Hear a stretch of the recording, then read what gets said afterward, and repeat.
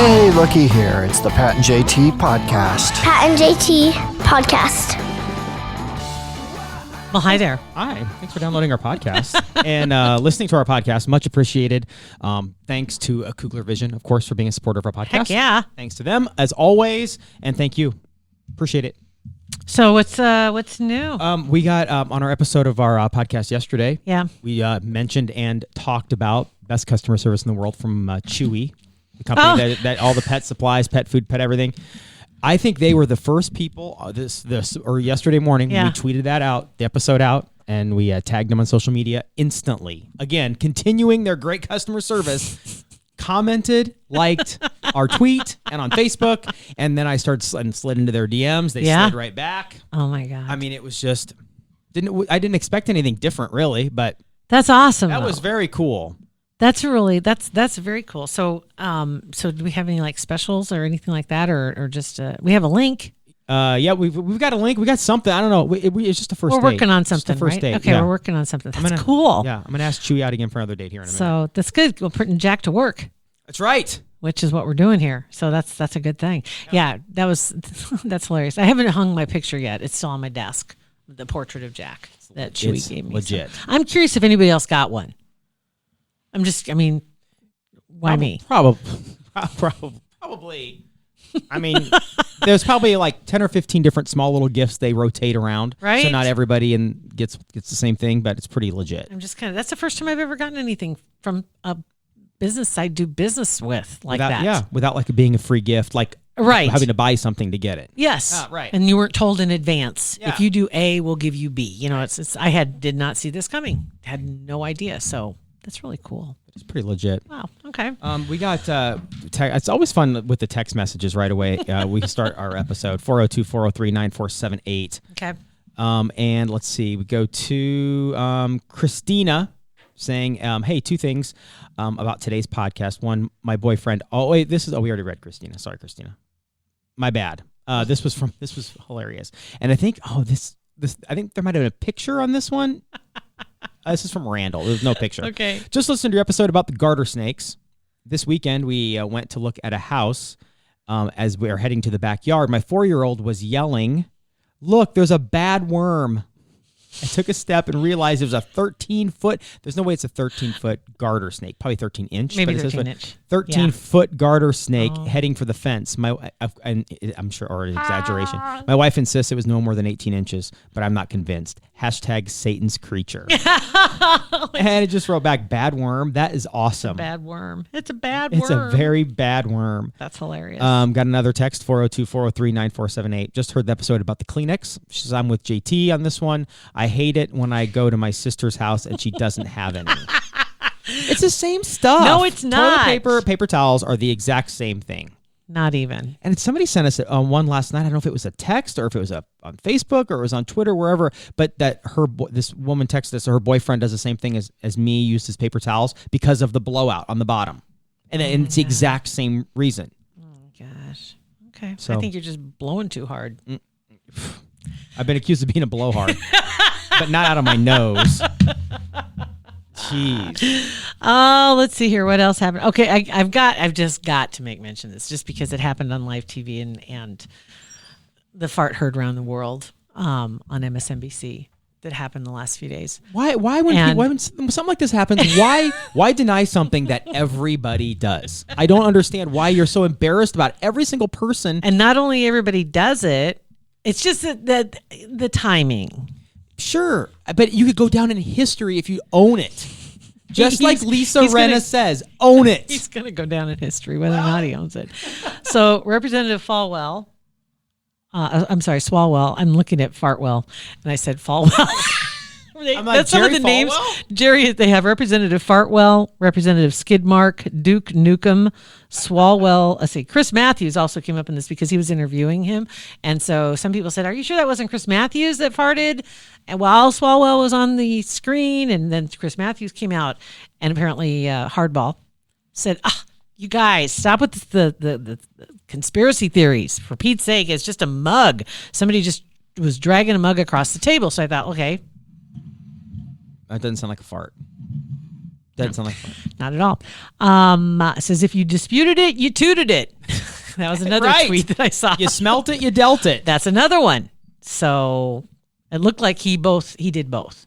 He disputed it, and you could tell he smelt it too. Right. Just saw him sitting there. Well, okay, was Chris Matthews, I don't remember, was he sitting down or standing up during the Sitting interview? down. They were on split screen, and so he said something, asked him a question, then they went to regular screen just on Right. Swalwell. So it was Matthews. It might have been Matthews on, and he just wasn't. Yeah, could have been. It could have been, but then they said it just looked like he kind of tightened up, like, right when it happened. I don't know. But he certainly didn't lose his composure at all. Yeah.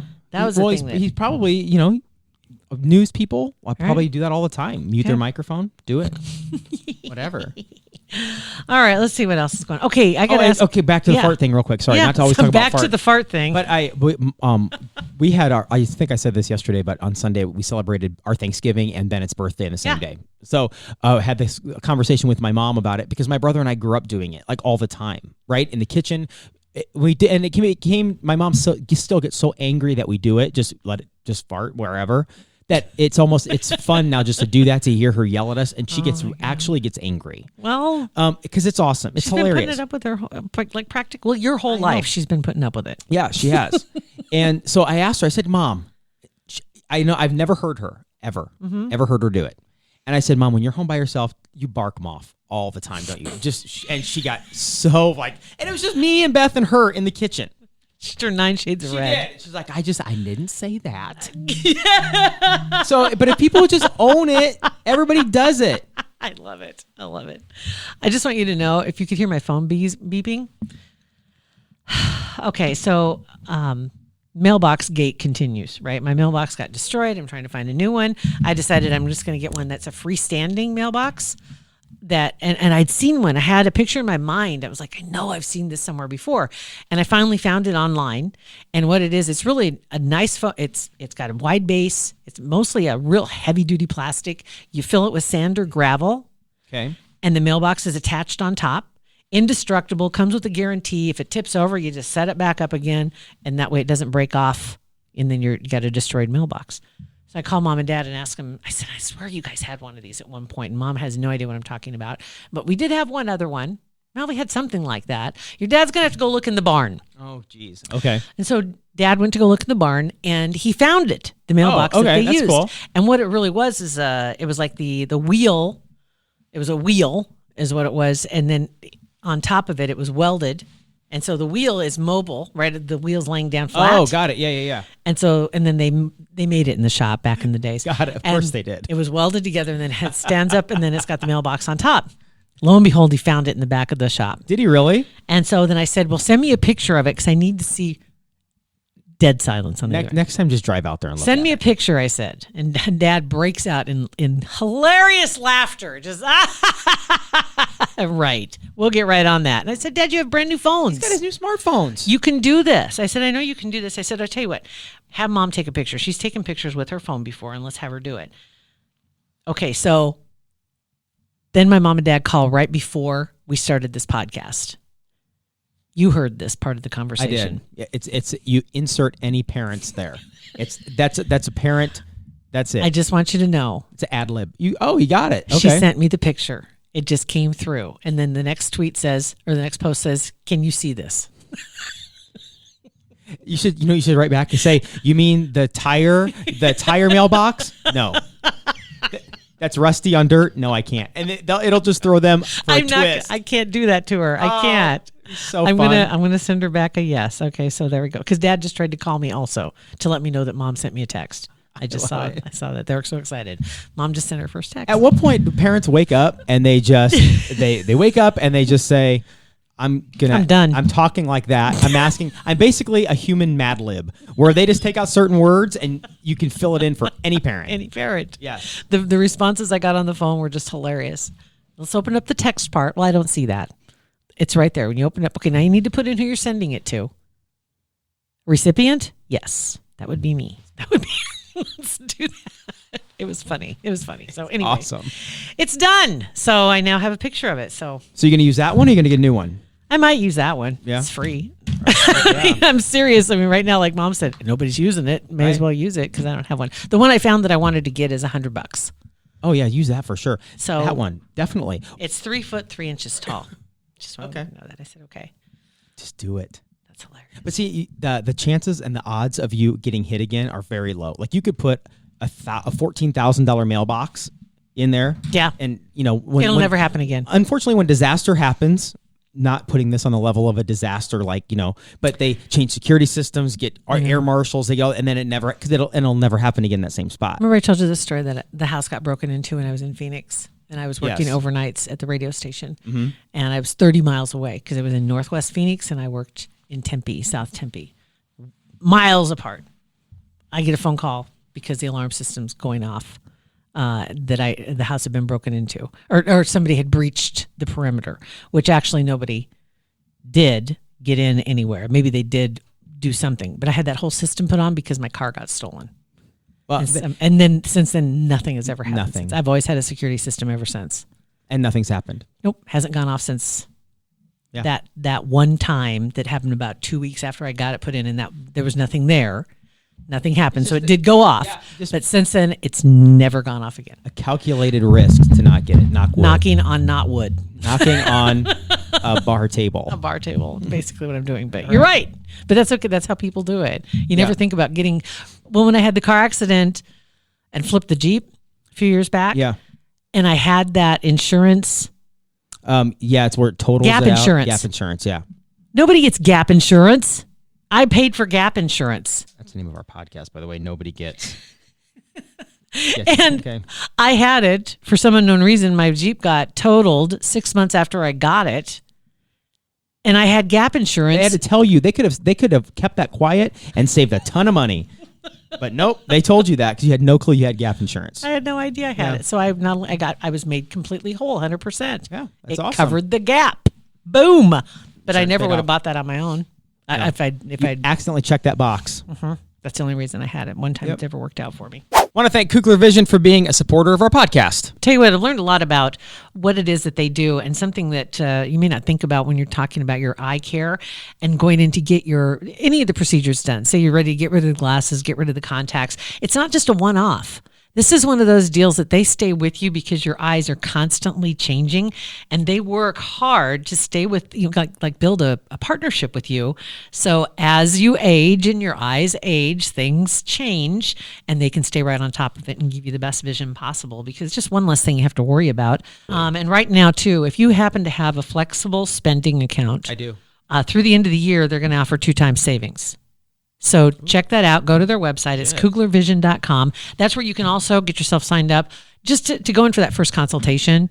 And that is probably the best gift you could give yourself this time of year, just to go in for the consultation and get a baseline and find out where you are right now and what your possibilities are if you're thinking about getting rid of your glasses or your contacts. They are the best in the state, without a doubt. And when they ask you, tell them you heard it on the Pat and JT podcast. I'm just going to throw this one out here just as a warning. Okay.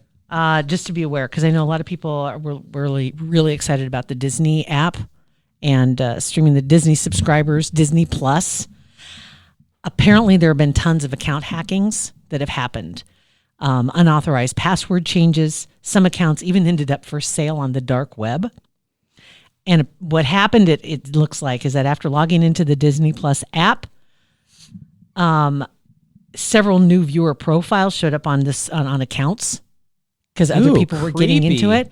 Super creepy. Changing passwords. And they said, unlike Netflix, the Disney Plus, they don't think Disney Plus logs off the devices once the password's been changed.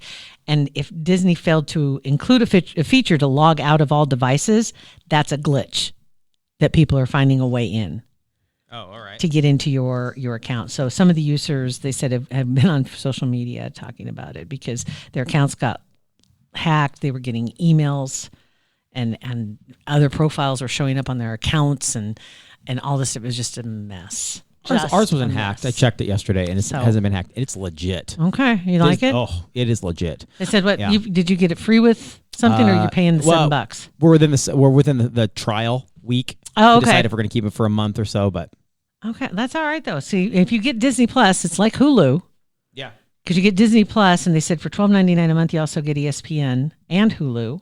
with Disney Plus plans. That's weird. Yeah. So instead of being an add-on to Hulu, Hulu's an add-on for Not Disney happy that Plus. Hulu upped their prices twice this year. Another $10 last month for Hulu Live. It was $5. They boosted it $5 in February. Another $10 last month. How much is it now? It's still a third of what you pay for DirecTV. I was going to say, yeah.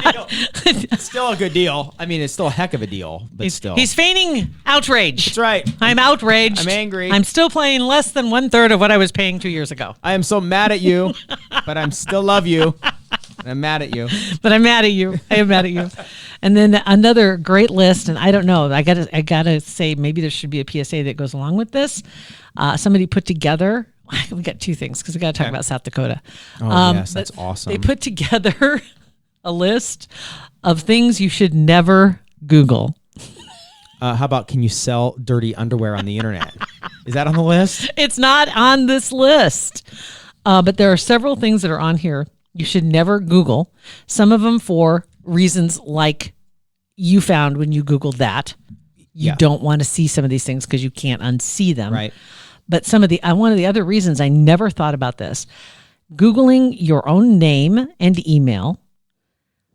Oh, I never thought about that. Why would you not want to do that? It can leave you vulnerable because, Google learns, right? Yeah.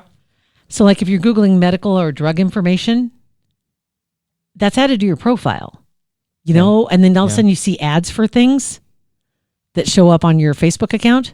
Good Lord. Because you were Googling something. The last 3 things that I've Googled. Oh my gosh. Saying, some of those things, I'm like, wow, that's interesting. Because if you're Googling things that is very interesting that are actually sensitive information about you, they're tracking that stuff and they still record your results.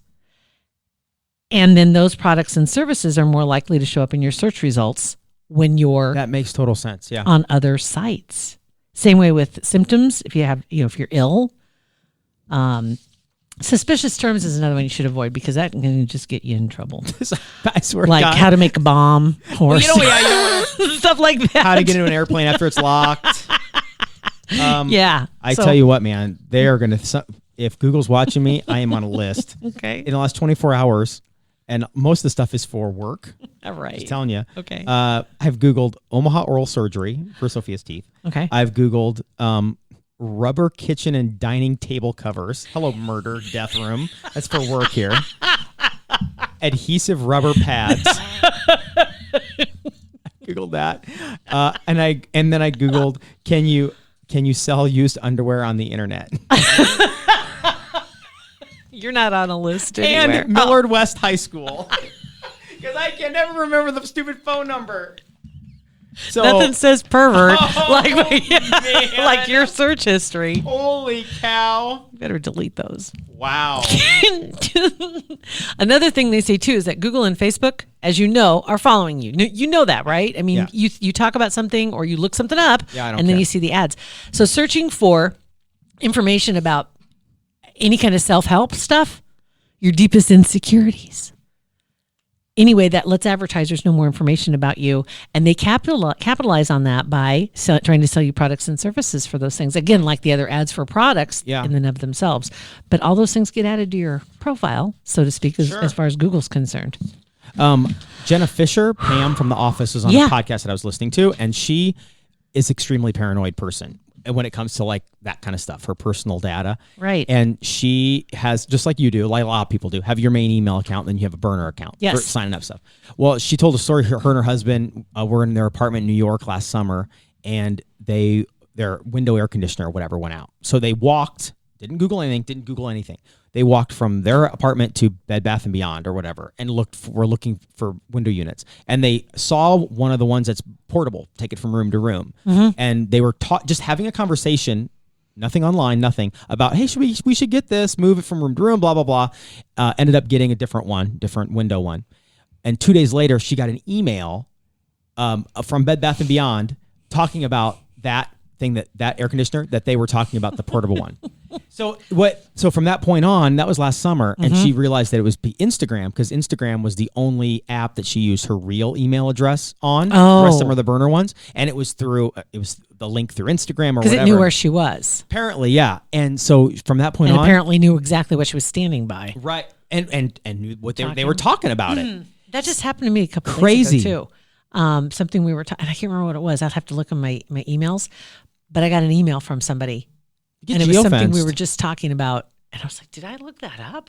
Yeah, of course. How do they know this? When you those like apps like Instagram, Facebook, at the very beginning, they ask if they can access your photos, your camera, and your microphone. It's just so when you're making videos, they don't have to ask permission, and they just do it.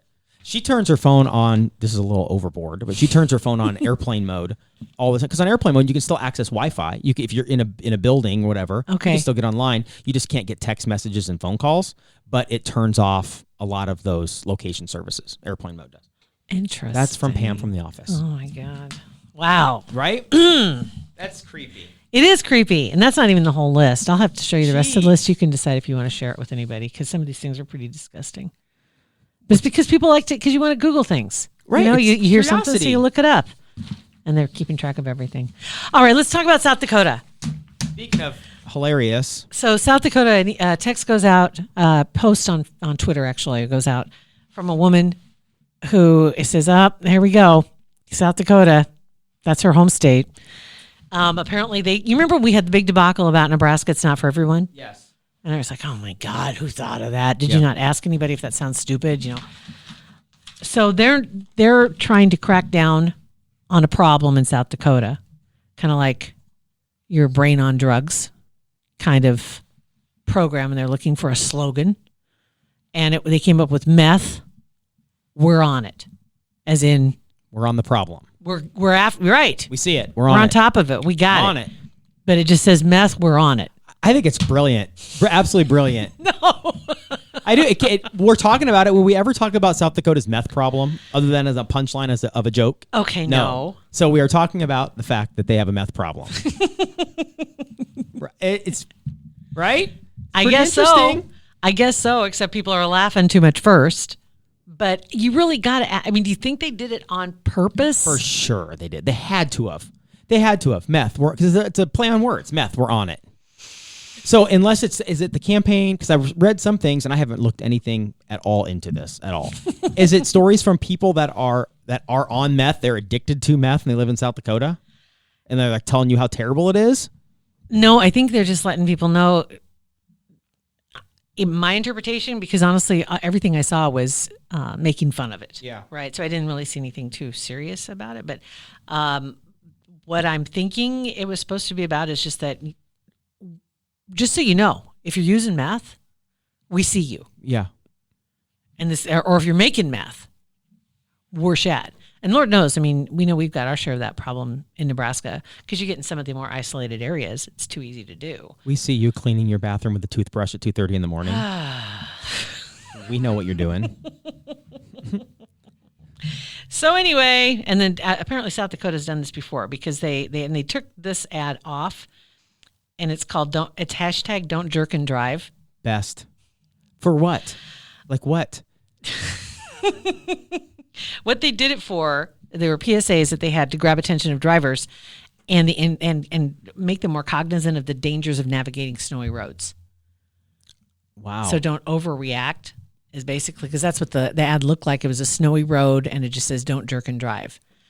It was intentional. Yeah. Their double entendre was. I get the don't drink and drive play on, but that's not what you think.